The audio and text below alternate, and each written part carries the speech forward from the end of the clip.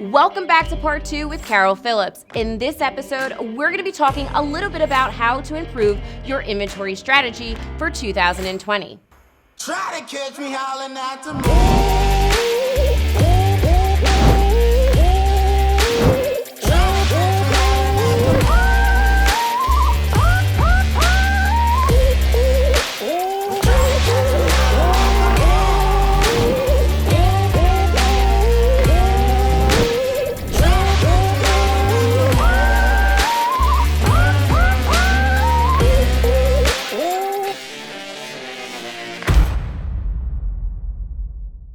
So I know that this topic is close and dear to my heart, and I will start by saying that I have actually had the pleasure of sitting in on one of her classes before. So I'm really excited to talk to you about this because I'm always in the back of the class like, ooh, I want to ask a question.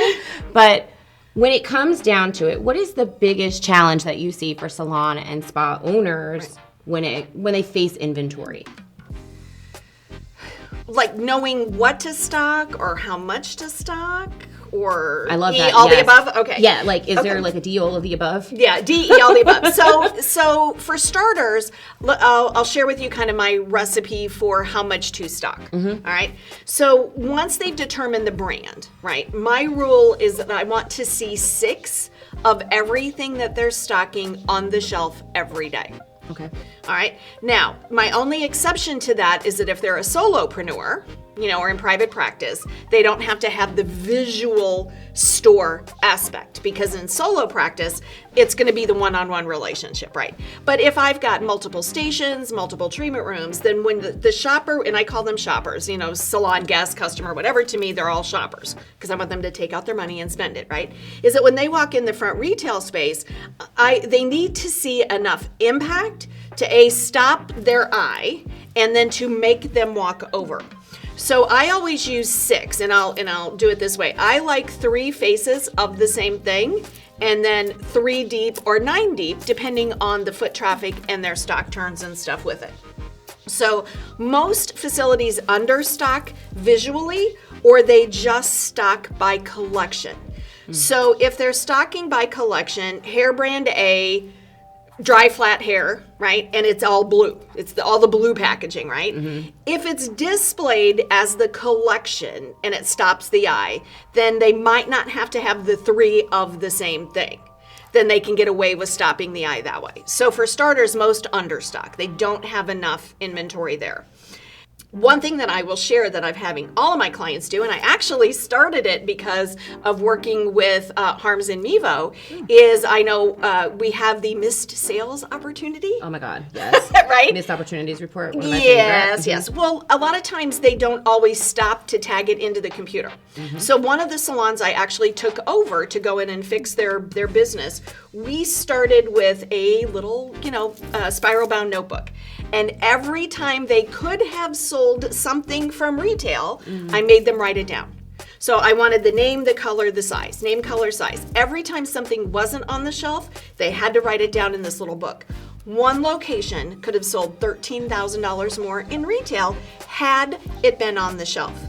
So I think there's a lot of missed opportunities for sure, but then sometimes the owners will go, well, I'm not going to stock it because it doesn't sell.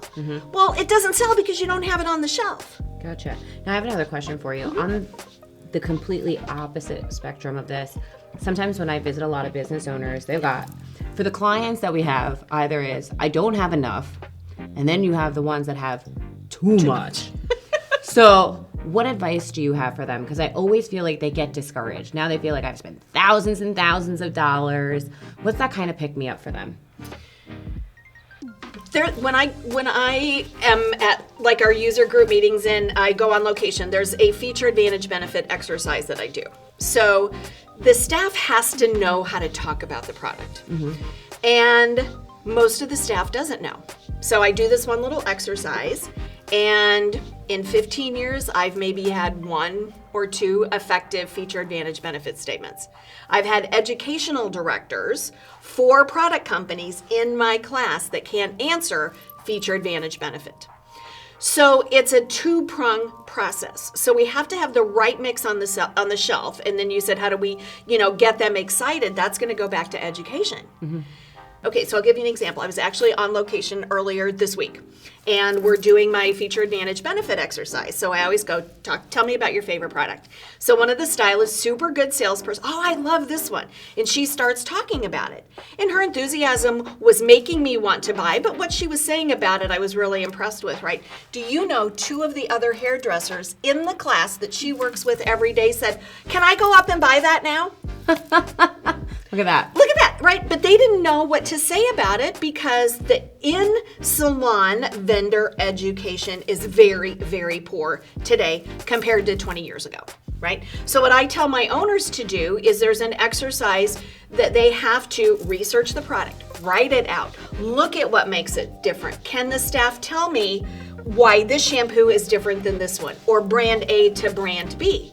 Because if the staff can't get the words out of their, like they're not comfortable saying it, Dynamite's not going to open their mouth, right? And so the only way you get comfortable, which gains the momentum, which gains the traction, which gains the sales, which flips the inventory, that's the domino effect that we're missing in almost every single beauty business today.